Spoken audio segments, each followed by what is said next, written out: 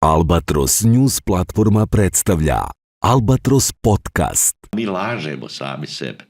Lažu nas vođe. Pa nek pokažu išta što koriste rusko sem benzina. Nek pokažu. Ja ne mogu sad da govorim o talentu Aleksandra Vučića, on je beskrajno talentovan čovjek, ali na pravnom fakultetu ima jedna lekcija koju svako mora da nauči, kao što ti u Pivi Karematijević naučio Njutna ili Einsteina fiziku. Glavna nauka, naučna istina na pravnom fakultetu koju bi trebao svaki student da zna, to je da pravna država podrazumijeva podjelu vlasti na zakonodavnu, izvršnu, sudsku i javnost. Da li sada naš predsjednik je prihvatio to da je to gvozdeni zakon pravne države, to nek naši slušalci ocene. Da on grmi, najveći rusofili ovdje voze Mercedes Brabus, ne voze Ladu Samaru. Tako, pa opet se vraćamo na te jegulje. Mnogo je jegulja. Mnogo se lažemo, brate. Mnogo se lažemo. Ono što nama treba kao hleb naš nasuši, istina i otvoren prostor da mi pričamo.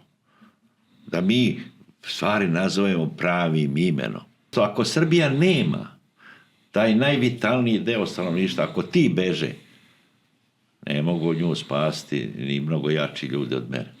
Dobro, jeste li niste na toj listi? Ne znam, kako listi, ja nisam, da sam ja dao saglasnost, nisam, da sam ja pitan ozbiljno, nisam. Već je više tako to, više se to priča, i prosto ne vidim. A ako vas budu pitali ozbiljno, šta ćete reći? Ja ću im reći, rekao napiš da sam poreski obveznik. I stvarno, pošto mi se znamo i to kako ide Kajrol, poreski obveznik. Što god oni zucnu. Ja kao ljudi, ko će to da plati? I mi smo ostali da baštinimo meki komunizam. Zašto je nama to problem? Zato što i sada u Srbiji misle da je moguće tako društvo. Ovi u Poljskoj ne misle, ovi u Rumuniji ne misle, a mi mislimo da je mogući samoupravni meki komunizam gdje čovjek troši koliko mu treba, a radi koliko hoće. I to je lijepo, ali to može samo u raju. Ja jesam Evropejac, ali ja sam zapanjen odlukama koje evropska administracija čini. Na primjer? Pa na primjer da ti srušiš gasovod Severni tok koji si platio 2 milijarde i da sada srušiš vodovod, da nosiš vodu u kantice. U kantici. Rešenje je, bre, da ti kažeš mi smo s ove strane zida. A zid sad nije na Dunavu, ko što je bio za vreme Tita. Prema Rumuniji, sad se zid verovatno će biti uspostavljen na Dnjepru.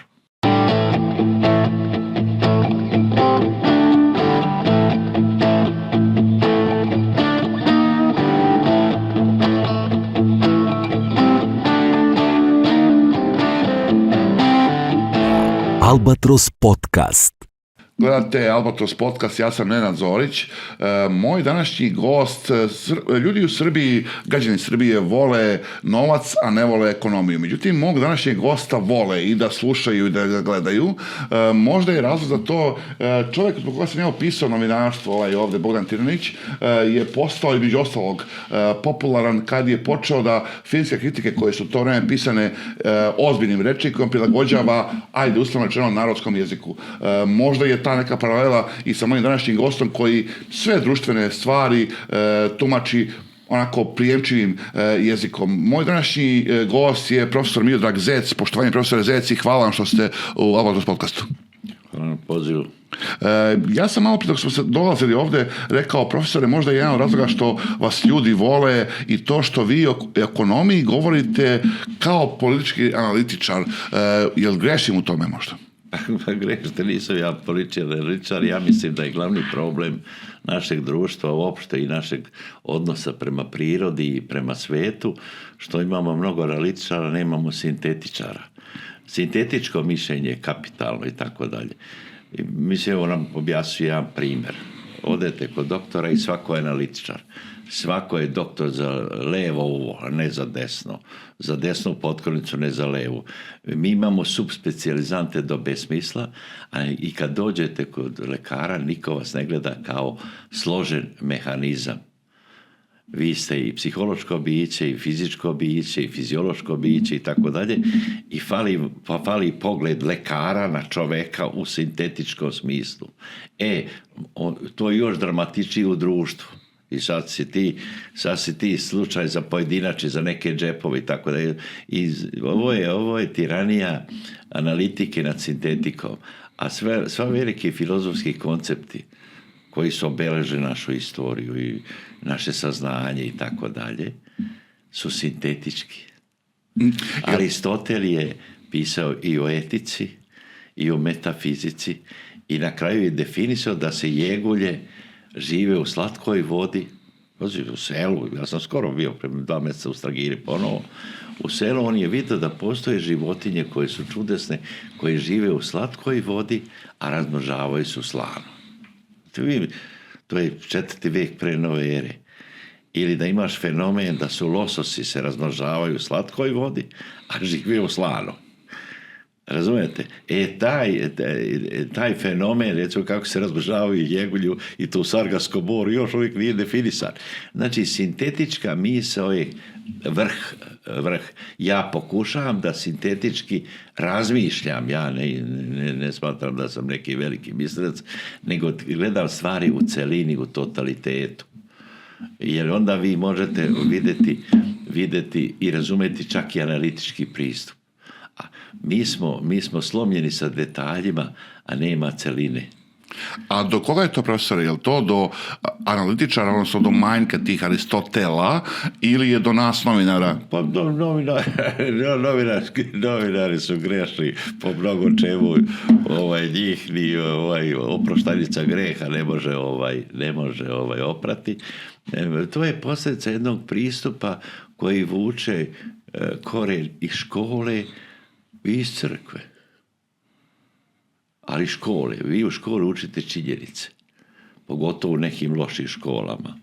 Učite činjenice, a ne učite da mislite. Vi se pretrpavate analitičkim materijalom. Ovo je ovako, ovo je onako, a izostaje potpuna celina, izostaje posmatranje. I vi učite pojedinačne lekcije iz fizike, a niste prokužili čemu to služi kao celina i tako da. I zato se onda tako dešavaju stvari. I onda se to dešava da vi platite da vam velike, lepe ploče se stave na zid, da zgrada se uruši. I ukrašavali ste nastrešnicu pa se srušilo. Mislim, razumijete, nedostaje celovito mišljenje o društvu i o čoveku. I pokušava se parcijalno riješiti stvari i sve reforme su stvari i oktroisane i parcijalne koje su preduzimane u društvu, recimo jugoslovenskom i mnogim drugim društvima. Ja baštinim sasvim drugi pristup. Ne mislim ja da sam pravo, ja verujem da je ovo put, ali ja nikoga ne ubeđujem. Ali mislim kad čovjek ne shvati celinu, onda ne može potpuno razumjeti ni delove. I onda kad on leči misli da je problem iz kičme, on iz stopala. Pa se ubijašmo s terapijama analitičkim koje ne rešavaju stvari. Sad ste me podsjetili na mog profesora fizike iz gimnazije Pivo Karamatijević iz Nove Varoši, koji mi je jedan puta na tabli rekao... Zanimljiv mi slikar Pivo Karamatijević.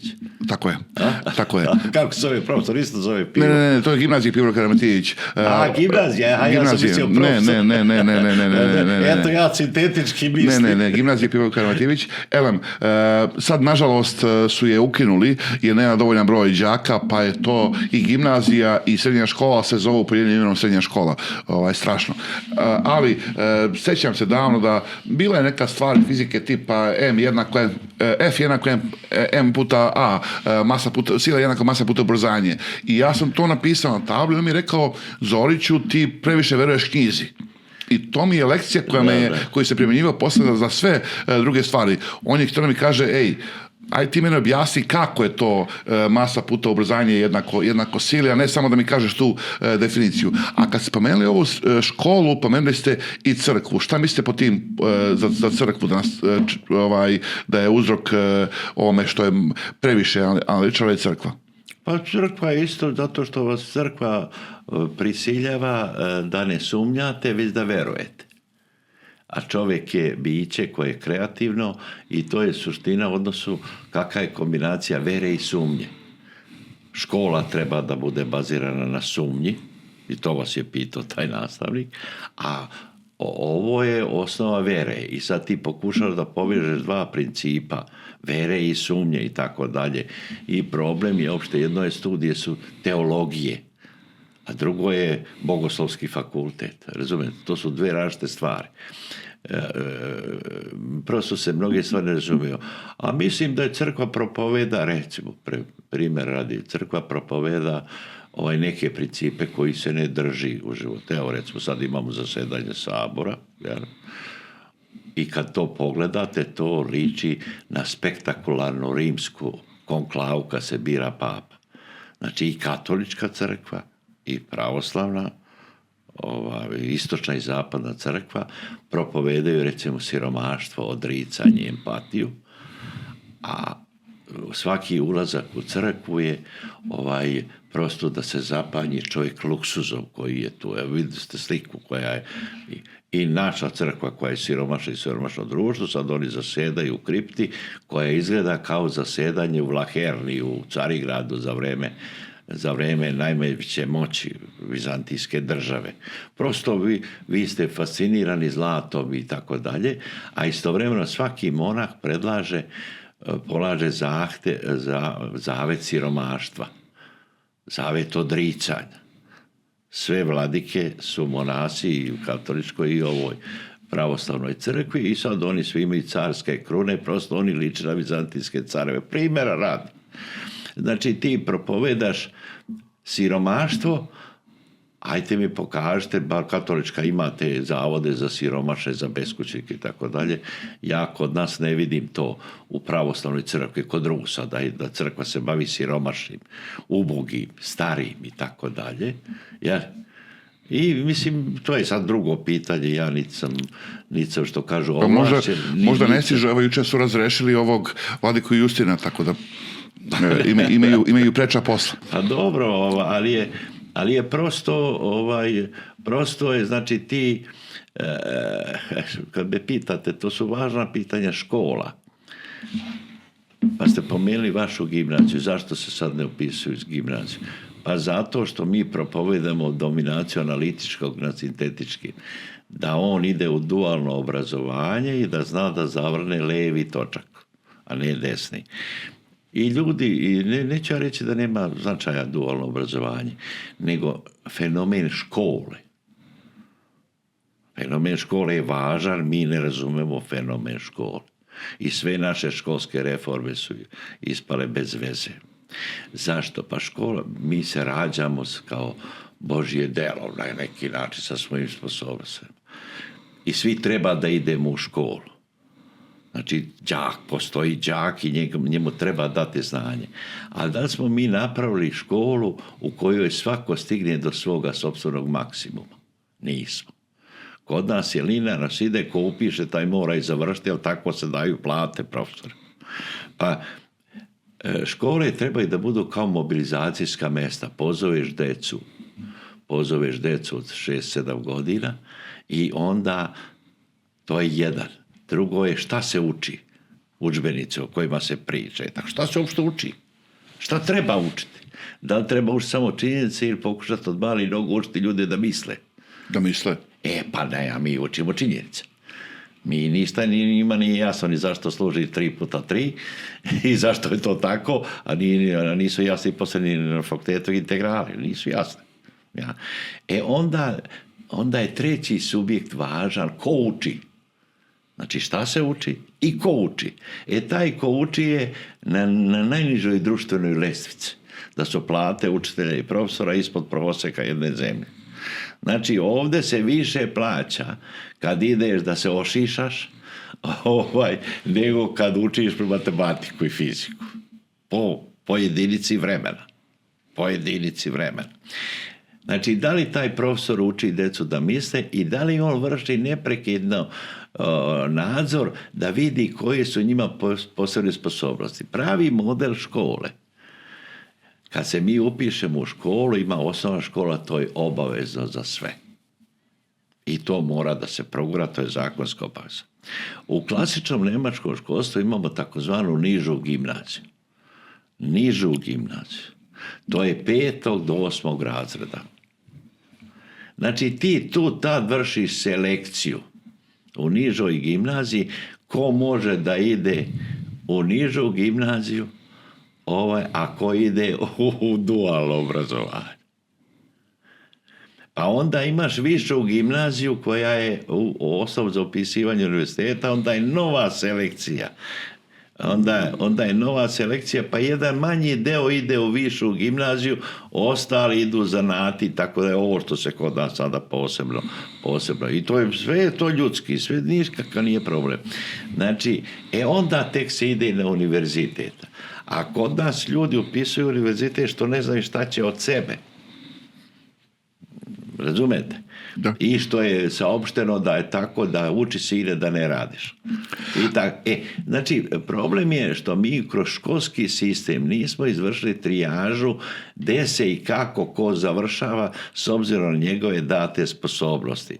Pa onda je linearno. Pa vi u gimnaziji, recimo meni se to desilo, bio sam pristran đak, ako će se profesor neke fiskulture i ne može dobiti 5 ili može biti odličan đak sve 5, ja iz fiskulture. Na fakultetu sve to desilo, meni se desilo sa narodnom odbranom. Tu sam imao najmanju ocenu. Ali sve ocene su važne i ulaze u prosek. U kreativnom školstvu profesor ti sugeriša i ti biraš da napraviš kombinaciju gde si ti imaš maksimum. Gde si... A ne ovo da ti zbog fiskulture ili ne znaš da pevaš, pa ti da 3 ispevanja. A svi su oceni iste. Nije isto fizika, jer to je science, nije isto pevanje i fiskultura, to je arts, to je umetnost. To su dvije različite. Tako. Kad ste rekli, profesore, ovo... I samo da završim. I znači, kad jedno društvo ne zna napraviti školski sistem koji će maksimizirati ono što smo mi rađenjem dobili. Razumete? Istovremeno da ima socijalnu prohodnost, da čupa iz cijelog društva talente. Možda je jutros na Zlatiboru ili Zlataru ili šta ja znam u Tutinu rođen najveći genije za nešto. Ali ti imaš sistem koji toga genija neće prepoznati, neće ga vidjeti, on će ostati zatrpan, tako dalje. Ovo kako funkcionišu američki univerziteti, oni vataju iz cijelog sveta talente, ne samo one koji imaju pare. Oni koji imaju pare, oni će platiti to kao da budu na nekom celebritiju. Ali oni koji imaju talente, njima će biti plaćeno da uči. I kad pogledaš Harvard, nisu to rođeni samo u regionu Istočne Amerike. Pa kakav bre, to su rođeni po celom svijetu. Znači, to je mesto gde ja vatam talente. Visoke su školarne samo za one koji hoće radi prestiža da upišu. Razumete? A oni koji imaju talenta, oni njih nađu i oni će dobiti razne stipendije. Znači, to je jedno mesto gdje ti vataš talente. To je ribnjak gdje ti vidiš ko ima potencijal. A ti imaš ovdje u Srbiji, na Balkanu, univerzitet kao biznis. Ima Harvard veći budžet nego Republika Srbija. Ali ona je neprofitna organizacija. Non-profit. Nije to megatrend da ti upišeš da bi sebi kupio avion i podeliš diplome, a oni svi završe u vladi Republike Srbije i Crne Gore. Nije to. A ti si, analitičari su rekli, to je biznis. To je biznis. Nije škola biznis. Škola je strahovito važna za biznis kao mesto gdje se razvija misao i kreacija koja se vraća. I kad ufate jednoga, on vrati sve moguće jednoj naciji. Onaj kad nađe Cijalkovskog pa napravi bombe Rus ili ovaj napravi bombe ili napravi bilo šta, I zato u nekim stacionarnim društvima nema inovacije. Zato je danas od 10 mega firmi koje su nastale kao ideja, čak jedna je samo polu, jedna je u Europi. A koja je to firma? Jesmo mi sad došli taksim? Čija je mreža? Yandex. Čija je mreža? Yandex. Razumete? Strašno su, to su sve sintetičke stvari. To nisu analitičke. Razumete? Ja zato hoću da prosto skrenem pažnju. Naša tragedija društva, što mi mislimo na kratak rok i mislimo analitički. Dobra stvar je što su ovo sintetički rekli da su na Zlataru se rađaju geni, konačno da to neko kaže. Mi nosto govorimo da smo neprepoznati. Ovo je mala šala, ali malo pre kad ste govorili da frizer više zarađuje nego profesor, a vi ste profesor ekonomije, da li je to tržište rekao da je to tako ili je neko uticao na tržište pa onda profesori zarađuju manje od frizera? Nije to, nema to veze sa tržišnim sistemom. Pa upravo najbolje škole, najelitnije škole danas u svijetu su u tržišnim sistemima, imaju i drugim sistemima, Rusi su imali dobre škole, ja se nadam da će i vratiti. Kinezi su tipičan primjer. Oni tamo školuju ljude i vraćaju ih. Pa ovi što su bili kod Vučića, pola je to Kineza sa Harvarda. Pa vidim po imenima. Na koje mislite? Neki dan je Vučić primio studente sa Harvarda. Da. I ko je tu došao sa Harvarda, bar ono što je televizija prenijela, nijedno je anglosaksonsko ime.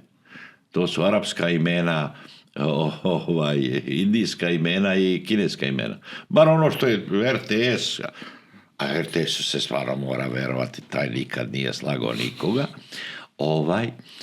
I to je to. Prosto je, znači nije to stvar, upravo zbog tržišta. Ali pitanje je kakav odnos ima narod prema tome. Pa šta je diglo Englesku? Kaže, oni su osvojili svijet. Pa kako su ga osvojili? Što mi nismo? Pa znanjem. Jesu smislili troglasno jedro, jesu plovili svijet, jesu li smislili topove, jesu smislili parnu mašinu. Hipotetički. Jesu mitraljezki. Bez mitraljeza ne bi zauzeli Indiju. A šta je onda glavni razlog što profesor zarađuje manje od frizera po vašim riječima? Šta je glavni razlog? Zato što su društvene vrijednosti takve. Društvene su vrijednosti takve i daje se poruka svi jurišajte da imate formalno diplome i obrazovanje, a da nemate stvarno znanje. I onda se stvorio višak i onda taj višak, otkud višak lekara u Srbiji? Jesmo 10, 20, 15 hiljada otišli ljudi napolje, najbolji studenata. Zato što nemamo politiku neprekidnog trijerisanja, da pustimo na vrh one najbolje i da ih zadržimo za sebe. Ne da mi najbolje lekare izvezemo, a nama šta ostane. I u svim drugim stvarima. Znači, glavni test da li jedna zemlja radi dobro ili ne, da li ima neto emigraciju i ko odlazi. Ako odlaze najbolji, najsposobniji, to je rušenje temelja jedne nacije. I to se desilo sa istočnom Evropom, sada posle tranzicije, da bi neke zemlje sada preokrenule radikalno, Poljska, Rumunija i tako dalje, i pogledajte kolike su plate lekara u Rumuniji ili profesora i tako dalje. Mislim, vi pokrećemo sa 100 pitanja. Ja sam čovjek sklon, što kažu, asocijacijama, pa onda bolje da vi mene prekinete, da ne bi mi završili da ne bi trebali. Samo vi govorite. Ključno je, znači, da li jedno društvo ima sintetički pogled na budućnost. A ja vam sad mogu danima govoriti da srpsko društvo nije imalo ideju kuće i onda je stalno završalo ćorsakaku i zato se mi stalno vraćamo na početak. Na početak. Mi smo sada na 912. godini pre nego što je počela da se stvara Jugoslavija. Neće biti tih ratova balkanskih neće ponovo. Biti samo u onog momentu kad nema ko s čime da ratuje. Ni naroda, ni to oružje. Ali inače mržnje, ona se neprekidno proizvodi. Ona se patološki proizvodi. Hoćete da kažete da se proizvodi da je... I ne proizvodi je narod, proizvodi je vlast. Pa evo uzmite ovo što se sinoć desilo, jutro čitam po novinama, da su sad Hrvati za srpsku pesmu kao komšiji dali 12 bodova i istovremeno srpsko stanovništvo 12 bodova njima. Prirodno je, razumeju se međusobno i tako da, i to je model i nema veze glasati se za komšije. da bi ovaj stručni savjet dao 0 Hrvatima, a oni nama 12. I to je sad izazvalo najveću senzaciju, eto, to je to. Neprekidno se proizvodi mržnja. Jer se proizvodi. S obe strane. I mi samo pitamo ko je kriv. Mi nemamo, a političari igraju dupli pas. Mi nemamo, pa da, političari igraju dupli pas. Mi nemamo jednu kreativnu, oslobođenu inteligenciju koja će o svojim sopstvenim zabludama progovoriti. Nama se iscrpljuje kreativnost polemike u odnosu na druge. U parlamentu, međusobno ili regionalno između ovih bivših jugodržava. Razumijete? Da. Kad smo kod tih bivših država, vas su 85. decembra, to sam proverio 11. ako se ne varam, decembra su vam u 4 ujutru upali u stan u Banja Luci i optužili su vas za velikosrpski nacionalizam. Otkud to? Pa jeste, to je tipična zamjena teza, jer moj dolazak u Bosnu kad se formirao univerzitet, ja sam i znao da nije to možda ni zrelo da ja dođem tamo, nego ja sam sin jedinac i majka insistira da se vratim i zaista mogu reći da je Banja Luka lepi grad i mi smo imali jedan strašno povlačen status. To šta je Bosna spremila da da asistentu na početnoj karijeri, to u Beogradu se nikad ne bi moglo desiti. Znači ja dolazim tamo sa 23 godine, 3,5-4 godine, dobijam 2,5 stan, dobijam ovo, dobijam platu. Ne, to mi smo bili privilegiji. Biti profesor u Bosni i biti profesor u Beogradu što se tiče materijalnog stanja je bilo neoporedivo bolje. Ja nisam zbog toga otišao, ali je to bilo tako. I dan danas plate profesora na univerzitetu u Banja Luci i Sarajevu su veće nego u Beogradu. I? Znate vi koje su najveće plate u Crnu Goru?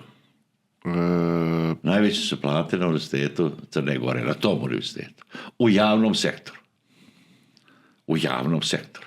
Znači Crna Gora se sad rekla koga trebamo platiti da krenemo naprijed, da treba da platimo one koji uče i oni koji leče. I zato beže sad lekari, ne samo u Nemačku, već u Crnu Goru. Eto, to su oni napravili, a mi smo napravili to što smo napravili i to ćemo tek napraviti. Da se vratimo na taj 11. decembar u 4 ujutru. Oni upadaju i šta vi, zašto? To sam skoro, prije 2-3 godine sam video taj podatak za vas, to se nije mnogo ni znalo, vi to mnogo ne ističete, ali nije bilo iznenađujući da neko vas, jer vi te stavove, vaši stavovi su javni, da vas optužuje za velikosrpski nacionalizam. Pa, zato što ti kad dođeš u jednu sredinu, svaka sredina treba da bude spremna da prihvati nekoga. Banja Luka je lijepi grad, ali ona je bila tada spremna da prihvati da ima dobru gimnaziju. Prosto vremenom. Mi imamo sasvim nerazumevanje sredine. Tübingen može da ima veliki univerzitet koji ima 30.000 stanovnika, ali ne može Čičevac. Ne može sada. Čak ne može, ja sam predlagao da se revitalizuju Sremski Karlovci koji imaju taj potencijal da budu srpski Heidelberg i tako dalje. Kao što je prirodno da patrijaršija bude u Pečkoj patrijaršiji, a da humanitarne nauke budu u Sremskim Karlovcima. Primjera radi, sad ima 1000 stvari, prosto nije bila spremna i ti kad dođeš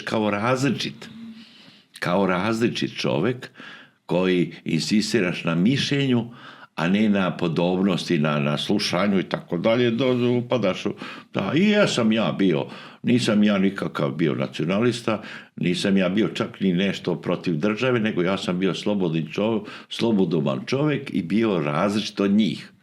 Pa ja njima na studentima, pričam sa njima svašta, i teoriju, i praksu, i istoriju, i filozofiju, i mogu da pričam o Botticelli, o Düreru, o čemu hoćeš, jer ja sam klasično bio iz porodice takve, moje sestre su također intelektualci, mi smo odrasli i raspravit će o tome. Ja i sad mogu vama da pogodim 5 slikara u 3 godine kad su rođeni. I Leonardo, i Rafael, i tako, mislim, prosto, i bio sam različit. Ne sam da ja pametujem ovdje nešto vama, nego ja sam obrazovan čovjek. Na klasičnoj tradiciji. I to je smetalo? To je, pa šta smeta? Smeta što si različit i smeta što ti njih onda njih ovako, ja njima u dobroj namjeri to pričam, oni misle da ih vređam. I tako dalje, i tako sam se malo šalio i tako dalje. Nije bi to sve bio problem. Problem je što je počeo pritisak, urušili su neku višu školu koja je produkovala 50.000 diploma, pa je došla promjena ZUR da treba i fakultet da bio direktor nečega. Onda su oni htjeli da ti se profesori prebace na fakultet, ti koji su te diplome komercijalno tretirali, i bilo je 1 ili 2 Srbina, svi su ostali bili muslimani, pošto smo mi koji su već bili na fakultetu, nisu oni imali ni uslove za to, mi smo bili protiv toga, mi mlađi neki ljudi, i onda najlakše nas oterati, jer smo mi velikosrpski nacionalisti. Razumijete, to je najdramatičnije. Tako da nas bila dvojica, jedan je baš rusofil jedan, a ja sam kao prozapad bio. Ja kako mi čini u grupu, mi bi se međusobno raspravljali. Tako. Pa mislim, i treba, znači, da ti sad, te koji su već direktori, da ti njih pustiš da završe fakultet. Ovo što se sad radi u Srbiji, da imate dokaze da je pred 3 mjeseca preimenovanja ministra čovjek dobije fakultetsku diplomu. To je tada bilo i također masovno, i onda je to napravljeno kao ta stvar da se mi oteramo, ali su naišli na sljedeću stvar. Tada su ta deca još uvijek verovala u smisao i školu. I oni su počeli nas fanatično da brane. I to brane i Srbi, i Hrvati, i muslimani najviše. I šta ćeš sad? I to sam ja pričao. Jer ljudi kažu, pa ovi, koji u Bibliji, ne viđo krivice ovog čoveka, kao Pilat što kaže Hrista, nema krivice ovog čoveka. Omijenili ste jedan primjer, nego stojete iz Gornjeg Vakufa. Bilo je taj slučaj, bilo je 10 slučajeva. Pa ja sada imam poziv za Sarajevo, muslimana. Imam za Mostar od Hrvata. Ja prosto nisam nikakav nacionalista, daleko tu, ja sam samo misleći čovjek, i oni hoće da misle što hoće. A imate, i nije stvar takva kako se predstavi Srbije. Evo, ja sam sad dobio knjigu, te Musliman napisao, promašeni bošnjački projekt. Musliman napisao. Bošnjak, sad kažu Bošnjak. Pa oni kažu Bošnjak, i on kaže Bošnjak, nema veze. Ja sam prosto zapanjen sa koliko detalja taj čovjek, on je prosto tamo neki primjera, ima takvi. Glavni je problem, da se vratimo, da li se čovjek tretira kao pojedinac. Ja sam što kažu, konstruisan da sam ja Miodrag Zec, pa sam poslije toga profesor, pa sam poslije toga stariji čovjek, pa sam poslije toga Srbin. A ti profilišeš cijeli Balkan da si ti prvo Srbin. A da li si ti čovjek? To je sad manje važno. Odnosno ovdje profilišeš da si ti prvo partiji vladajući. Pa da se onda Srbin, a kakav si čovjek, to je najmanje važno. I to sad vidimo u više navrata ko sve i kako obnaša, što kažu Hrvati. Ista je stvar u Hrvatskoj, ista je stvar u Bosni i tako dalje. Znači, hoćete da kažete da je možda previše jegulja onih, ali sad i ovih ljudskih metaforički. Da. Da, koji žive u brdima, ali su pare u Švajcarskoj. Oni se oni su se oparili u Švajcarskom. Šalim se. I prosto je to tako, i desilo se ono što se rijetko dešava u Bosni, da je ta omladina nas spasla zatvora. A ja sam inače ih hteo da ode, i to sam sad, imao sam predavanje neki dan u Banja Luci na poziv studenta koji mene predajem 50 godina. Ne na poziv države. U teatru bilo 300-400 ljudi. Sami su oni organizovali to. Ja prosto kažem, ja nisam za vas. Kaže, braćo Krajišnici, jeste vi mene oterali, ja vam ništa ne zameram. Nisam ja bio za vas, ali Boga mi niste za mene bili. Da se mi razumemo. Ja sam nekako dobio tu bitku, ja sam napustio Banjalučki fakultet kad sam napunio 10 godina i 1 dan. Namjerno da uzmem stan, pošto imao 4-sobni ogroman stan, da to kao menjam za Beograd, da nešto ja uzmem tamo što sam bio 10 godina. I zato sam i ostao pola godine. Poslije sam vidio da se ne može zamijeniti veliki stan u Banja Luci za bilo kakav u Beogradu, već mali stan u Banja Luci sa parama, sa oficirima, sa ovim koji se vraćaju. Ja sam imao veliki stan i meni vojska da saglasnost, Blagoje Adžić, da ja njima ustupim taj stan u Banja Luci, a oni će meni dati stan u Beogradu dvosobni. I ja sretan sa 2 djece imam nešto, nisam džaba bio. Taj mi je stan trebao za generala Pavkovića da dođe za komandanta akademije, Tenkovska akademija, tamo uči malo Beograd. Međutim, nije do toga ni došlo, jer ja nisam mogao da realizujem to pravo u Beogradu. A tu jedan pukovnik koji je bio, ja dobio rješenje, ali nemaš ti stana. Ja nisam znao da i vojci i tada, za vrijeme te vojske Miloševića i Titove, da ti moraš dati pare da bi ti on dao pravo stan. Jer on zna koliko ima stanova. Ali bilo je situacija da svi jurišaju u Beograd, zemlja se gužva, to je 85. 6. Beže oficiri svi. Beže u Beograd, Srbi iz Rijeke, iz Tetova, iz pitaj Boga čega i nije se do toga došlo i tako bi to propalo. Čujte, propao mi je taj stan što ima dao. A nisam mogao zameniti adekvatno i tako dalje, pa sam onda to dao za nešto bez veze i tu su ženu odmah isterali kad je počeo rat u Bosni kao višak stambenog prostora i rektori stanovi danas u tom stanu. Nije ni važno, nije lično pitanje. Tako da sam ja svoju bitku dobio, ja sam počeo da radim u Beogradu kao emigrant za 10 godina 1 dan i neka Mirsada meni izračuna koji je to 1 dan. Ja kad neću 2, ja hoću 10 i 1.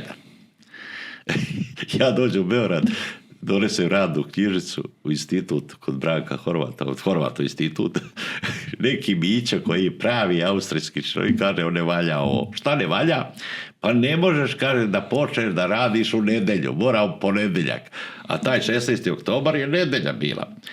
Ja kažem da se ja vratim pa da ponovo napravim taj samoupravni sporazum. Ma kaže, ne vraćam se ja, bre. Pa bit će ti preki staža, pa pusti staž, ne vraćam se ja više i tako dalje. I prosto, i poslije se dolazi urušavanje Bosne. I Agrokomerci i sve to, i cijela ta bulumenta pada i tako dalje. A čovjek koji mene najviše progonio, gori u komiteju, radnik je bio.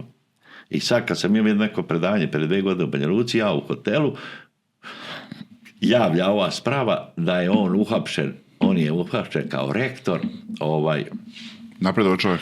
a on je bio majstor tamo, pa mene on najviše operativno govorio, nije on to smislio, sitna je on riba i tako dalje.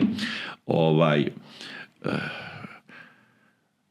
je doktorirao, on je napravio Nobel, novi univerzitet Banja Luka, on predao diplome i uhapsila ga sada, i to uhapsila Sipa u Sarajevu. Što tako poštenog čoveka, da? Pa eto, tako, šta je za... I ja kažem, ljudi moji, ja razumem to što vi hoćete, ali da ste vi njega za rektora Zorana Kalinća postavili, svaka vam čast, braćo Srbi. Kad se javi gradonačelnik, kaže, ma ne bi to se vama desilo. Kako se desilo? Sad se dešava. Kad ste kod tog samoupravnog socijalizma koji ste spomenuli, jedan sam detalj izvukao iz vaših nekih ranijih intervjua, da vi kažete, citiram vas, Tita slavimo zato što smo ostali sa zapadne strane zida, iako na dugi rok meki komunizam ima veće štetne posljedice od tvrdog komunizma u Poljskoj i Rusiji. Šta ti mi hoćeš da kažete? Pa htio sam da kažem to što sam i rekao. To je da mi smo, zahvaljujući Titu, ostali meki trbuh komunizma, dobijali smo mogućnost da idemo u Trst, dobijali smo pare sa zapada, nikad se to nije saopštilo, dobijali smo pristup tehnologiji i dobijali smo da kroz nesvrstane buškamo da rušimo komunistički blok. Tito pravi nesvrstani, prelazi Nasser, prelazi Nehru, prelazi Indija, prelazi Egipat, te ključne zemlje i tako dalje. To je sve bilo zahvaljujući da se otvori problem juriša na čvrsti komunizam, da se utjecaj Moskve smanji. Ho Chi Minh odakle je došao? Vijetnam, iz Moskve. Pa ko je gradio Asovsku branu? Rusija. I tako dalje, i tako dalje. I mi smo ostali da baštinimo meki komunizam. Zašto je nama to problem? Zato što i sada u Srbiji misle da je moguće tako društvo. Ovi u Poljskoj ne misle, ovi u Rumuniji ne misle, a mi mislimo da je mogući samoupravni meki komunizam gdje čovjek troši koliko mu treba, a radi koliko hoće. I to je lijepo, ali to može samo u raju. A zašto tako mislite? Šta mislite? Evo, vi ste... Pa zato što im se to stalno saopštava. Vi saopštavate da je pojedinac nebitan, da je bitan samo jedan pojedinac. To je Tito, to je Milošević, to je Vučić. Ko nas zapošljava? Vučić. To narod misli. Da li mi imamo preduzetničku inicijativu da kažu ja ću sam da se zaposlim? Nemamo. Ja sam zato došao njima na zvoj. Ja ću sam da se zaposlim. Ne treba meni ni Tito, ni Vučić, tako da. Ako ne ovdje, onda u Torontu. Ja propovedam individualizam. Da čovjek mora verovati prvo u sebe, pa onda u Boga, pa onda tek u partiju. Ne, ovdje ti se rađaš s uvjerenjem da ti kao pasivan, da ćeš sve riješiti. Da će se učlaniti u komunističku partiju pa će se zaposliti. Da će se u SPS učlaniti pa sad onda iz SPS-a u demokratsku, pa iz demokratske u SNS, da se stalno zapošljavaš kao partijski čovjek. Je li to tačno? Tačno. Prema tome, ja sam sam za sebe, ja mogu svoja pitanja da rešim. Mi smo uništili suverenitet pojedinca.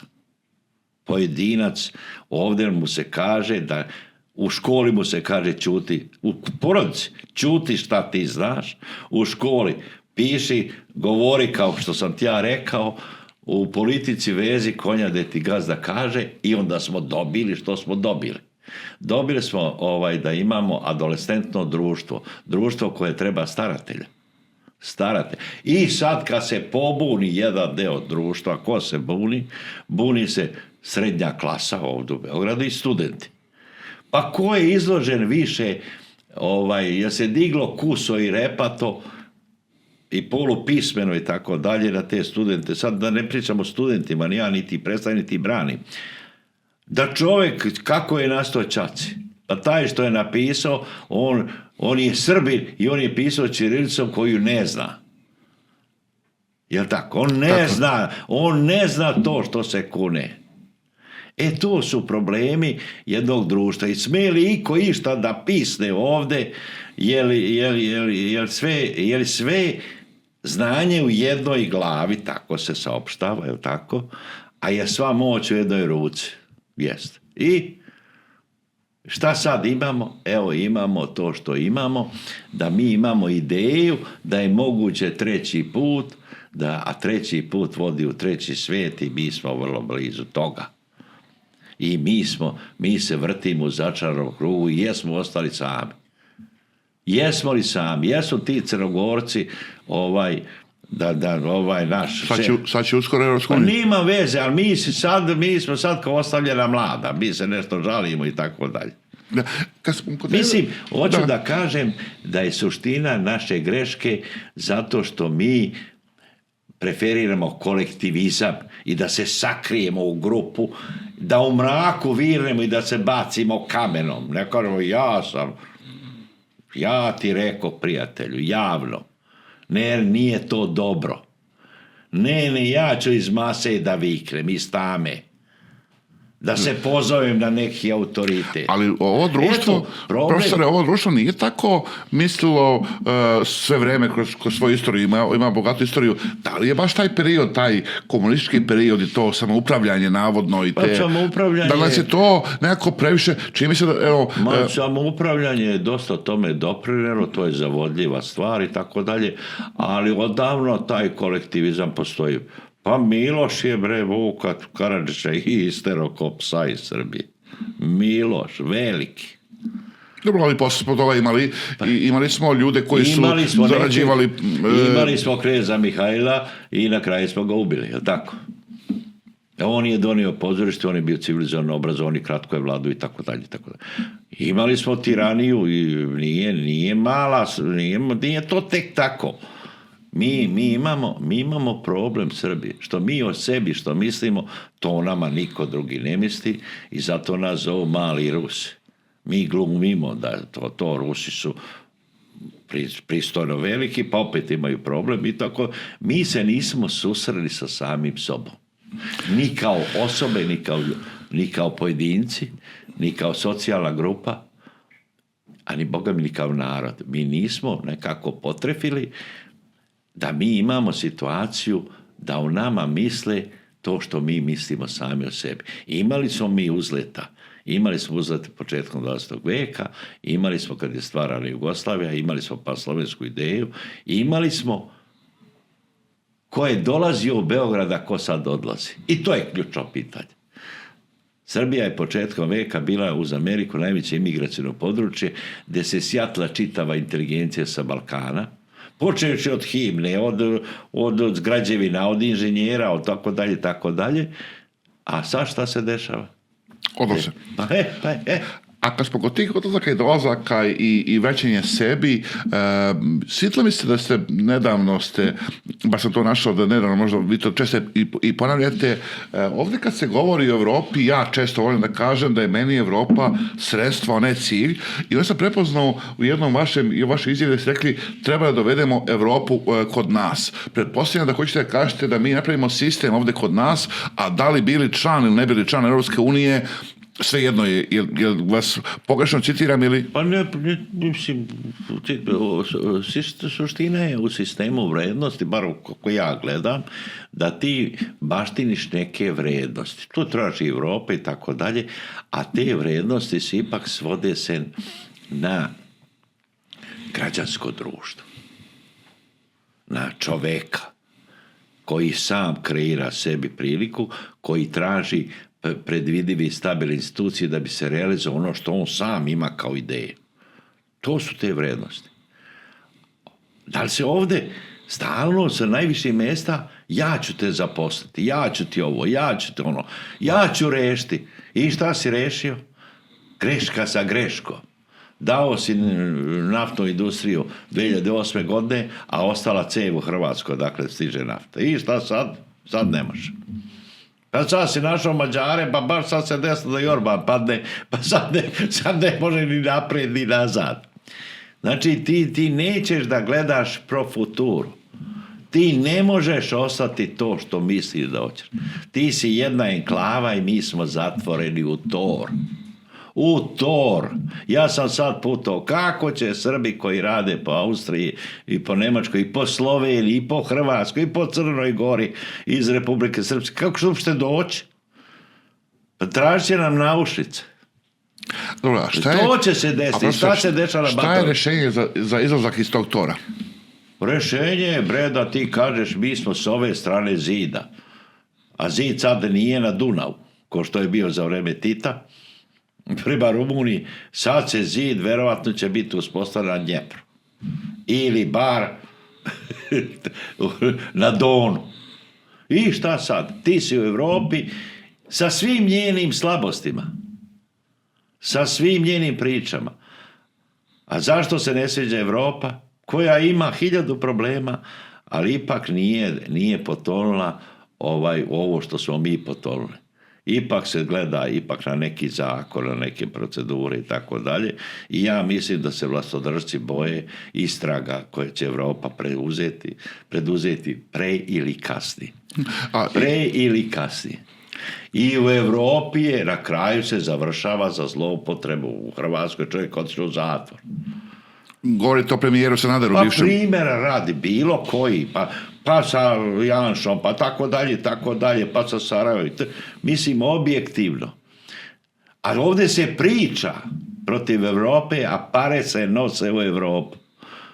Pare se ne nose nigdje. Ali ankete pokazuju da i dalje nadpolovična većina građana Srbije bi bila za ulazak u Europsku uniju, a mi neko ne ulazimo. Da li je to do srpskih političkih elita ili je do Europe? Pa političke elite, Europa je također, Europa je u velikom problemu.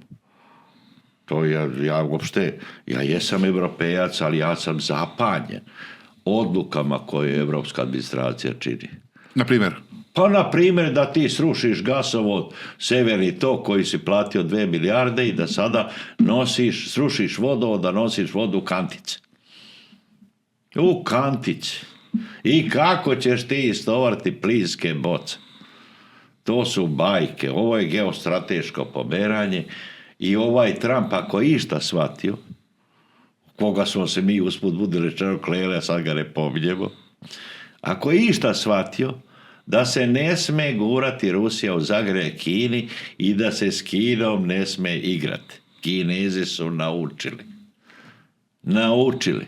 I kako je bio oduševljen i čudio se. Razumete? Prema tome, mi smo mala zemlja, mi im pripadamo Europi sa svim njenim slabostima, sa svim njenim promašajima.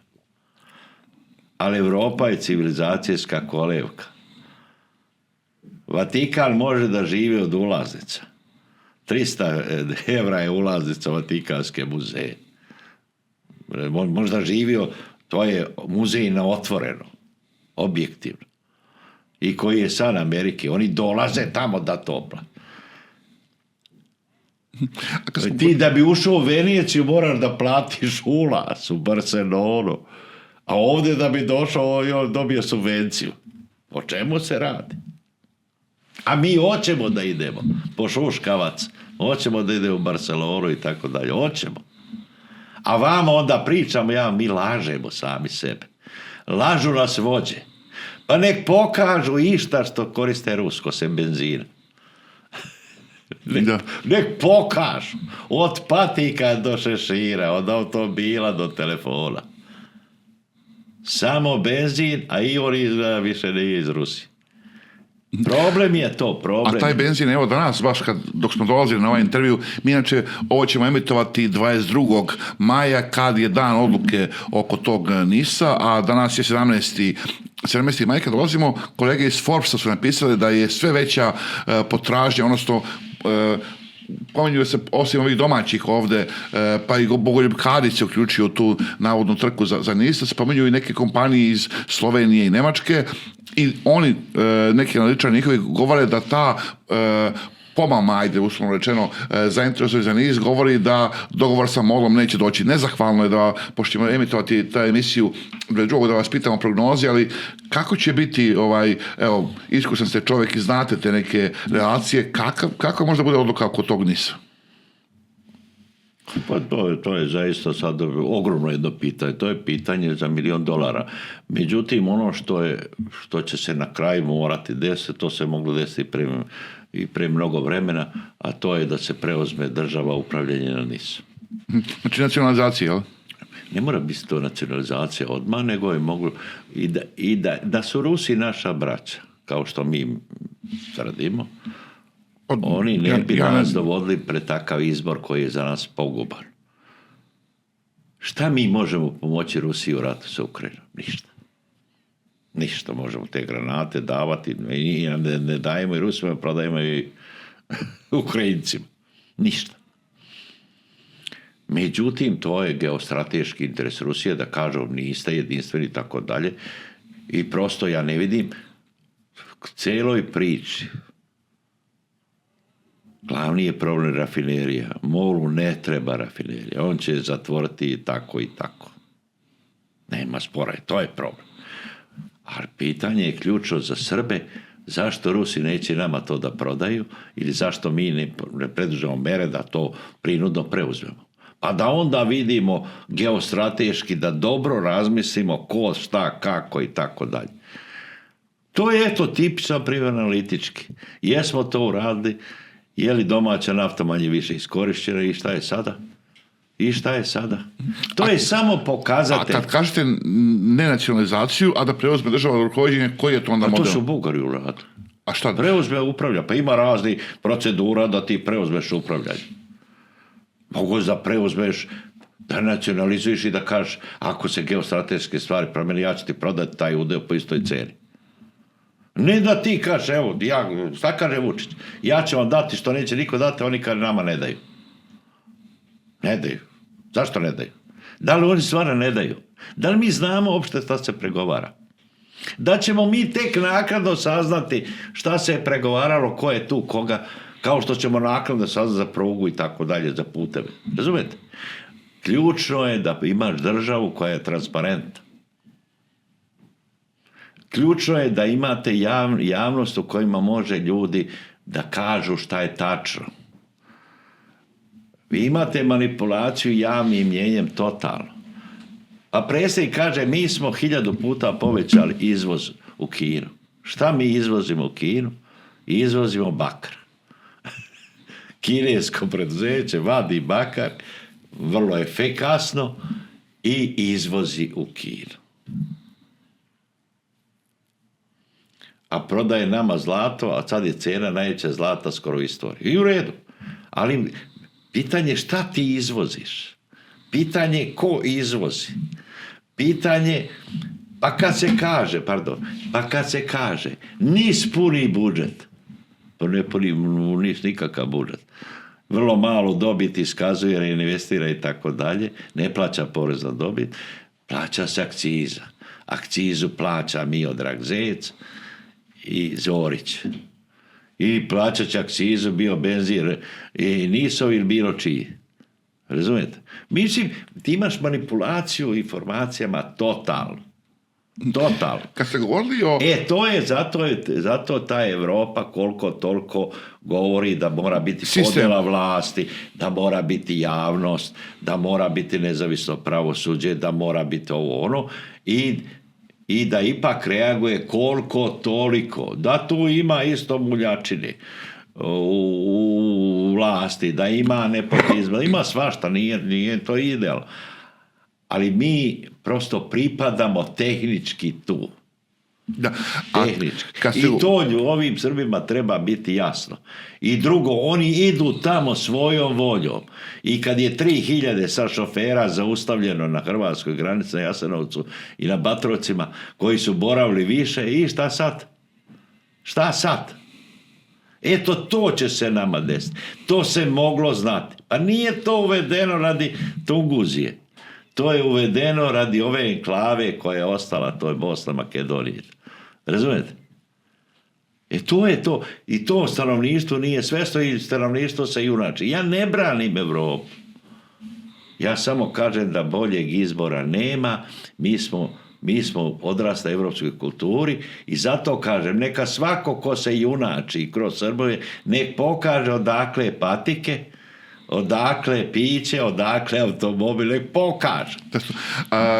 Ne, ali da on grmi, najveći rusofili. Ovdje voze Mercedes Brabus. Ne voze Ladu Samaru. Tako je. Pa opet se vraćamo na te jegulje. Mnogo je jegulja. Mnogo se lažemo, brate. Mnogo se lažemo. Ono što nama treba kao hleb naš nasuši, istina i otvoren nam prostor da mi pričamo. Da mi stvari nazovemo pravim imenom. To mi nećemo. Koje je pravo ime za Expo? Expo je, mislim, prosto je, Expo je jedna izložba čiji je glavni sadržaj te izložbe je pesma i igra. Znači vašar. Postoje međunarodne izložbe koje su posvećene nekom tehničkom progresu. Prva međunarodna izložba prava je Chicago, kaže Amerika ima naizmjeničnu struju. Poslije 7-8 godina Beograd je te centrale dobio. Šta ćemo mi tu sad prodati? Doće ljudi da vide to, prezentacija može biti veća ili manja, i od Expa, ja sam 2-3 puta govorio o tome, vi imate ljude, gradove koji su uspjeli da te velike troškove opravdu, recimo to je Lisabon konkretno, koji je celu reku i most napravio Vasco da Gama, a imate recimo Sevilju koja je imala svjetsku izložbu u kojoj je sad to muzej, i to ne muzej koji ljudi uopšte idu. To je etnografski muzej. To gdje je bio Expo u Sevilji. I drugi neki. Ima u Barceloni isto ništa se poslije dešava, tržni centar ostao. Kad sam rekao koje je pravo ime? Šta je proizvod? Igra i pesma. U redu. Šta je tu zarada? Šta je tu zarada? Od ulaznica? Od čega? Od čega zarada? To niko ne postavlja pitanje. Kad će se ta investicija vratiti? Kad se vrati investicija za stvari koje se neće koristiti? Pa je Beogradski sajam koji je u centru grada na kraju je poslao sa gubicima? Je li bivši sajam iz Kraljevine na kraju bio koncentracijski logor? Je li bilo? Da zatvore, da pobiju ustaše i tako dalje. To je bilo. Treće, šta će Surčin, šta će sutra izlagati? Ko će doći da izlaže? Da li će se to, cost benefit analiza nikad nije napravljena. Da to države rade, a to je promocija države, njenog ugleda, njene snage, ona može da podnese. Može Kina da podnese da napravi u centru velodrom koji nije bilo 3 biciklističke trke. Otkad je olimpijada. Može, jer ona kaže mi smo Kinezi, ali mi mala zemlja, da ti praviš na oranice, na zemlju, pokrivaš nečim. Da Bog da to sve uspelo, ali vidjet će se. Pa jesmo mi tvrdili da smo sve rešili, sa nisam, pa šta smo rešili? I šta sad? Je tvrdila Tadić i tako je, sve je rešeno, sve, i šta sad, prijatelju? I bio Toma koji je rekao, dugo ste čekali, počinite, ali posle toga zove da ja sam bio gost u Kjesća, je Južni tok bio uopšte? Je li on bio deo aranžmana? Ima li toka? Ne. Ima li potoka? Nema. Nažalost, post festum mi saznaju svi istine. Ono što je moja poruka, da društva su uspješna ukoliko je oslobođen pojedinac, ukoliko je oslobođena njegova kreativna sposobnost i koliko je napravljen sistem kojome čovjek može da se iskaže i da inovacijom zarađuje za svoj hleb naslušni ili kreacijom ili produktivnošću. Znači, prosto postoji neka načela koja kad se ne shvate, to društvo nema šansu.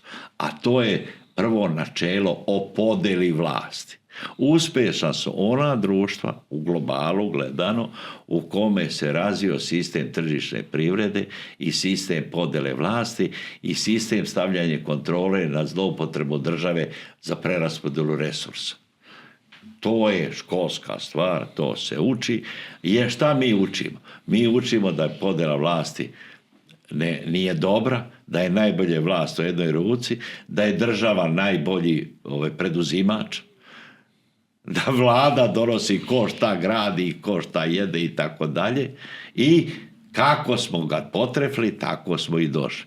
Je li činjenica da smo mi među posljednjim državama u Europi po društvenom proizvodu per capita? Jeste. Je li je to da nije Makedonije, naše bratske republike i Bosne i Hercegovine, jer bi bili zadnji, i je li Zapadni Balkan, to se tako zove, je li to najnerazvijenija regija u Europi? Jeste. A kako to čovjek koji govori da je bio jedan od najboljih studenta prava, ne zna tu, a na pravnom su to... Pa ja ne mogu sad da govorim o talentu Aleksandra Vučića, on je beskrajno talentovan čovjek, ali na pravnom fakultetu ima jedna lekcija koju svako mora da nauči, kao što ti u pivi Karematijević naučio Njutna ili Einsteina fiziku. Glavna nauka, naučna istina na pravnom fakultetu koju bi trebao svaki student da zna, to je da pravna država podrazumijeva podelu vlasti na zakonodavnu, izvršnu, sudsku i javnost. Da li sada naš predsjednik je prihvatio to da je to gvozdeni zakon pravne države, To nek naši slušalci ocene. Pa vidjeli smo ga juče, opet ponavljam, do nas je 17. maj, vidjeli smo ga juče da on kao predsjednik države sedi pored direktora policije i objašnjava neku srpsku verziju filma Kum, jer vidjeli smo u filmu Kum kad je... Dobro, vi ste novinari, to je tako maštovit čovjek, Vučić. Ja zaista i nemam ni dovoljno znanja da to pratim, ja pravo da vam kažem, ali samo se vraćam na ovo. Ako je bio najbolji student pravnog fakulteta, a ako ne baštini da je podela vlasti kao zakon gravitacije, pa onda ne znam šta je učio. Eto, to je moje mišljenje učio. A to sa policajcem, a voli čovjek ima, on je prosto radoholik i on je previše aktivan. Ja sam u jednom razgovoru rekao da je on toliko aktivan da on i vakciniše i svašta radi i u redu. Jer se sad može pitati, a šta bi od noliki respiratora? Evo, profesor, kad smo kod toga Vučića, kao ozbiljan čovjek, da li biste mogli da navedete za ovih 14 godina njegove administracije nekih 2-3 stvari koje su bile dobro urađene ovdje? Pa teško mi je sad to da sad analiziram. Ono što sam ja apropo Vučića očekivao, ja sam Vučića precenio. Ja sam očekivao da će Vučić uraditi ono za što je doveden, da prosto Srbiju okrene prema Europi i Zapadu. Jer ovi su shvatili da toliko jaka radikalna stranka da će rušiti, zapalit će Tadića ako nešto napravi neke kompromise koji se njima ne dopadaju, i koliko ja sam obavešten, oni su zato i doveli Tomu i Vučića. I sad Vučić je možda na početku i počeo to da radi. Ja sam mislio da će se otvoriti prema kritičkoj inteligenciji, prema prosvećenom delu. Ja sam mislio da će to prosto da ti da bi nešto radio, nešto, ti moraš imati ljude koji su osposobni nešto da naprave. I u javnim službama da će dovesti neke vrhunske ljude u sudstvu i tako dalje, da će konačno, da će, bar to što je pričao, borba protiv korupcije. Evo, on je došao na tome. Na tome je došao. I hapšenje Miškovića kao simbola, kao bogatog čoveka. I šta se desilo? Mi ćemo naplatimo to Miškoviću sad kao država. Plaćemo Miškoviću sve i drugima i tako dalje, a ovo što se sad dešava, da on sam kaže da pola ljudi u policiji radi sa kriminalcima, mislim, šta da kažem, ne mogu ja, nisam ja dovoljno maštovit, ja, što kažu da bi ja analizirao ovo što on radi, ali ja mislim da je on čovjek zapetljao se, više ne zna ni kuće ni šta će. I ono što bi mu ja rekao, što bi student prava trebao da zna, da kad se popreš na vlast da postoje stepenice i da postoji procedura, pa kad dođe vreme da siđeš na vlasti, da imaš kuda sići. On je sve uradio da sve procedure sruši i to će na kraju se njemu ispostaviti kao račun, lično njemu. A ili ima nešto, profesore, što je za tih... I ne mogu da shvatim da čovjek smatra da ima toliki kapacitet da svime upravlja u jednoj zemlji, to znači da nema sistem.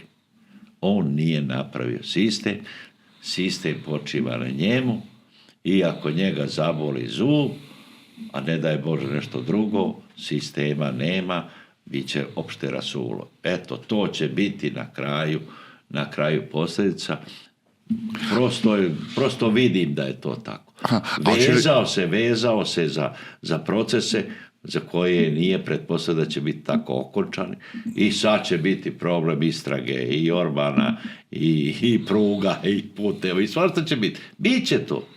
Ja se time neću baviti. Ja nisam čovjek, ja sam čovjek nezavisni posmatrač stvari. Ja vidim da smo se mi zapetljali. Mi smo se zapetljali, zapetljao se on. I koliko je radio, ja sam rekao i s tim zaista mislim da je to, jedan je završen račun u životu. On bi trebao da zna da nije problem vladati, ako hoćeš da uđeš u istoriju, to se na drugi način ulazi. Uzmemo Tita koji je imao tu vanrednu sposobnost. Šta je ostalo iza Tita? Ostale su lijepe emocije, Ali ono što je bazično, bratstvo, jedinstvo, jesmo zaratovali. Boga mi, kako kome lepe emocije? Ne. Ali govorim kao globalni legat, bratstvo, jedinstvo, je li izbio građanski rat? Jeste. Je li nesvrstana politika propala? Jeste. Je li propala socijalističko samoupravljanje? Hvala Bogu, jeste. Prema tome, to su 3 stupa. A da je neko dobio vilu na Dedinju Tita, pa da je otkupio za 2000 nemačkih maraka, a prodao za 2,5 miliona, jeste. Pa će sad budžet Srbije novi isplaćivati odštete i tako dalje. Pa je neko se uselio u Bezistan, pa sve to zauzeo i tako dalje, pa sad je Bezistan valjda vraćen u Strasburu nekim koji ne mogu ni povatati po svijetu, jer imamo ruševinu. Znači, nekom jeste, da li je Vučić nekom pomogao? Jeste, da kako. Pa svi ovi koji on doveo, mnogo su, prosto su ljudi postali visoka klasa. Ali, ja govorim globalno gledano, jesmo se pomerili prema nekom stabilnom, mi nismo odredili smer. Nije problem brzina, mi ne znamo kuća. Ne isto. Vi da bi putovali bilo gde, mi raspravljamo o brzini, o troškovima, o ulaznicama, a ne znamo smer. To je isto kao kad bi mi raspravljali o turističkom putovanju, nismo odredili kuda, analiziramo troškove, uslove i tako dalje. Eto, to je to. Jednom rečju, moja poruka je sintetičko, a ne analitičko. A profesore, kad budu ti izbori, kada budu ove godine ili narodne, da li profesor Miodrag Zec glasa za neku listu, koju listu, i da li glasa na sebe na toj listi, pošto pominju da ste vi jedan od ljudi koji će biti na studentskoj listi? Ma nisam ja sam čovjek sa 74 godine. Ja sam čitav život profesor univerziteta. Ja ne pripadam ni crkvi, ni partiji. Ja pripadam samom sebi, istini. Ja prosto smatram da Srbiji trebaju ljudi između 35 i 55-60 godina da budu u parlamentu, da budu na važnim pozicijama. Ako je to, mene ljudi sasreću to, ali prosto ako Srbija nema taj najvitalniji deo stanovništva, ako ti beže, ne mogu nju spasti ni mnogo jači ljudi od mene. Dobro, jeste li niste na toj listi? Ne znam, kako listi, ja nisam, da sam ja dao saglasnost, nisam, da sam ja pitan ozbiljno, nisam.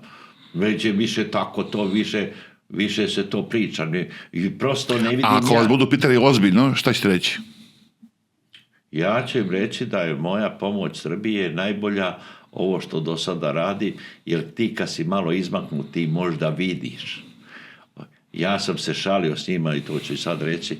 Čovjek zadnji sazna da ga žena vara, a ne da političar zadnji sazna da je greši. Ako nema korektivni faktor, ako nema nekog neutralnog, objektivnog posmatrača, ja mogu da posudim savjet ako neko pita. Ja ne mislim da se operativno bavim vlašću. Ja ne mislim. Niti smatram da je to prilika, niti je vreme, niti je bilo šta. Ja sam studentima rekao, vi morate biti u parlamentu. Ne možete vi, gospodo, da vi ne budete, a da bude neko drugi. Svaka generacija, što kažu, mora da se izbori za slobodu. Sloboda se ne dobija. Ne dobija se. Ne može vam neko pokloniti. Mogu, ja neću da lažem i da pričam. Ja mislim da ja sam pokazao na svom primjeru lično. Jeste me ganjali po Bosni, jeste me hapsili, jeste. I šta ste dobili? Sad sam im rekao, ja sam s univerziteta koji je 5000, nije ni na kakvoj listi, ipak došao na univerzitet u Beogradu koji je 400 lista. Ja sam došao. Pa čekaj, šta ste vi uradili? Ali govorim studentima i govorim Srbiji, ako ima išta što Srbiju čini ipak nekom ozbiljnom državom, to je Beogradski univerzitet, sa svim svojim manama, sa svim svojim problemima. Ne postoji srpski proizvod koji je više rangiran na svjetskim rang listama od Beogradskog univerziteta. Ne postoji. I ja se diglo kuso i repato. i bagavo, i mislim, i staro i mlado da to sruši. Pa narod koji ruši hram znanja, sa svim, kada je opet njegovim slabostima, pa šta ćeš to? Šta ti da očekuješ? Šta očekuješ od vlasti koja je u zavadi sa svojim mladošću? U kojoj je najelitniji deo nacije i najpotentniji odlaze. Evo. Čemu renovirati kuću ako se gasi ognjište? Čemu? Ja sam govorio kad je rat izbio. Pa ljudi, jeste vi svesni kud vi idete? Ne. Evo neka bude ovo posljednje pitanje. Profesore, svi znamo, ja volim sve gotovo, profesor sam malo fakulteta političkih nauka koje sam završio i imam dobru saradnju sa profesorima sa ostalih fakulteta, ali je bilo oni koji su, kad je krenuo studentski protest, pominjali, rekli su, pa gde su ti profesori, svi koji sad podržavaju studente, a pre koje godine su imali onaj veliki Vučićev spisak gde su ga podržali mnogi profesori i govorili o tome. Da li, šta to govori o tim profesorima? Pa govori da su konvertiti, govori da nisu dostojni ono titule koje nose. Profesor univerziteta, po mom sudu, treba da bude vrlo personalizovan osoba. Džabe i ja mogu da pričam da sam profesor ako moji studenti ne misle da sam ja profesor. Ja imam privilegiju, možda neopravdanu, ničim izazvanu i tako dalje, da ljudi smatraju i mene tako nazivaju profesor. Ja se nikad ne predstavljam kao ja, profesor. Ja sam na jednoj emisiji, a političkoj, na studiju B, dok je bio još SCG, bili smo gost, ja i Šami, onaj koji je bio predsjednik skupštine. Profesor, i onaj je bio Mičko. Iz DSS-a, profesor sa Saobraćajnog fakulteta, Zoran Šami. Da. I bio je Mičko, onaj što imao šiške, ovako, predsjednik delegacije Crne Gore u parlamentu. Miško Vuković i ja bio. Ja kao lutajući istraživač. I sad Matić, da nas predstavi ko smo mi, predsjednik Savjeza skupštine, predsjednik odbora, kako vas, profesor, da predstavim? Rekao, napiš da sam poreski obveznik. I stvarno, pošto mi se znamo i to kako ide Kajrol, poreski obveznik. Što god oni zucnu. Ja kao ljudi, ko će to da plati? To je tako bilo efektno, bar ja se sjećam, onaj Mičko, pa pričaju, pa to je trostepeni sistem, rekao, to je bre, i kad se sarma kuva, to je jednostepeni postupak. I tako dalje, eto, prosto, ja smatram da sam imao sreću, da sam izabrao posao koji nije, to se plata podrazumeo. Razumete? Ja mislim da je univerzitet nešto što samo čovjek može poželiti, ali svaki posao je lep ako ti misliš da ga znaš raditi ili ako ga lagano radi. Ja sam mišljenja, odnosno veliki broj mojih studenta koji su me branili politički, koji me sada slušaju i tako dalje, misle da ja nešto znam. Možda su i zabludi. Meni prosto smatram da je to dovoljno, ali moraš biti izmaknut. Kad bi ušao u sistem bilo kakve vlasti, ja bi sve manje i manje video celinu. Ti guraš svoj resor. Ti imaš jednu logiku ako si ministar financija, drugu ako si ministar za socijalno staranje. Treće ako za saobraćaj. Razumiješ? Ja pokušavam biti izmaknut. Ne gladan, nisam ja gladan, nisam ugrožen. Nisam željan vlasti. Izmaknut sam kao ljudi bez veze to što radi. Ja njima to govorim. Ja sam govorio ovim ljudima, tim bogatašima na nekom klubu, ja kažem, ljudi, treba i bolnica, treba i škola. Ne, mi ćemo se lečiti u Švajcarsku. Oni to misle. Sad kad pritvori Vučić, ne da pasoš, koji će se lečiti. Samo u gradskoj bolnici za zatvorskoj. Milan Beko, šta je, ti pucao na tebe. I šta? Pucao sam čovjeka i od tada nešto nema u javnosti. Nema veze. Hoću da kažem da kad si ti u jednom društvu Ti ne možeš parcijalno da gledaš. Ja gledam cijeli. Pa živim ja u centru Beograda, ne možeš da živiš. Pa kupiš garaž, pa ne možeš ući u nju. ovaj dole peče prase u centru Beograda. Peče ćevape. Bez ikakvih filtera.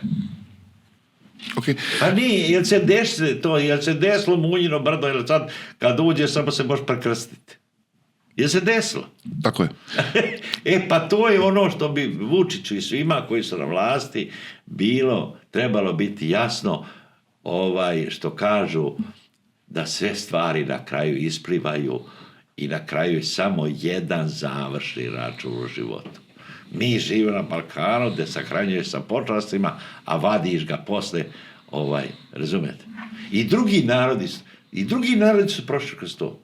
Primjera radi. Najelitniji spomenik u francuskim kraljevima, znate koji je? U katedrali Saint-Denis. Marija Antoinette. Najelitniji. Nju su giljotinirali, imate spiske šta je bilo, to je revolucija, to je to habu, mi sve znamo. Pa su je raščeretli, bacili su je na smetlište, ali su post festom sad i dalje stoji njen spomenik. Hoću da kažem da neko ko razmišlja o društvu, da je na dugi rok ipak dolazi se do neke konačne istine. A mi neprekidno tekući život proglašavamo večni. I to je velika zabluda. Velika je to zabluda svih vlastodržaca ovde i zato bi trebalo, što kažu, da prevlada jedan princip, da su temelji duboki, a ne da je samo fasada šarena. Ovde se temelji klize srpske države, a farbaju se fasade i balkoni. Eto, to je moja poruka. Evo da time... Ja kažem, ljudi, nemojte to raditi, a ako hoćete, radite. Evo da time završimo. Hvala vam što ste ostali do kraja ove emisije. Ukoliko vam se svidjelo, preporučite na svojim prijateljima i da napomenem, prošli put sam napravio grešku u prethodnom razgovoru, nisam pomenuo da nažalost nas je napustio veliki Vladimir Cvetković, ali će na ovom podcastu, na ovoj platformi biti uskoro jedna velika epizoda o tome, zato što takvi ljudi zaslužuju posebne epizode o njima. Ukoliko vam se svidjela epizoda, pogledajte, ako ste prvi put na ovom kanalu, još neke razgovore na novom kanalu, imate do sad 44 epizode. Puno hvala vam, profesore. Hvala i tebi.